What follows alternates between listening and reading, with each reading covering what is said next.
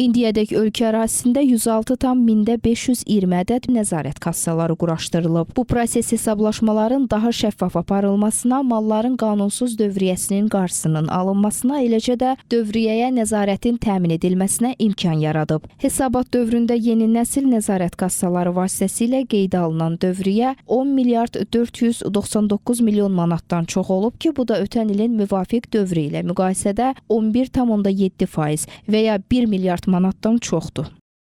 Cari ilin yanvar-may ayları ərzində ƏDV geri al layihəsi çərçivəsində istehlakçılara pərakəndə ticarət və ya ictimai iaşə fəaliyyəti göstərən şəxslərdən alınmış mallara tibb müəssisələri və özəl tibbi praktika ilə məşğul olan fiziki şəxslər tərəfindən göstərilən tibbi xidmətlərə görə ödənilən əlavə dəyər vergisinin qaytarılan həcmi 78 milyon 319 min manatdan çox olub. Layihə çərçivəsində bina tikintisi fəaliyyəti ilə məşğul olan şəxslərdən nağdsız qaydada alınmış yaşayış və qeyri-yaşayış sahələrinə görə ödənilmiş ƏDV-nin qaytarılan həcmi isə 12 milyon 848 manata yaxın təşkil edib.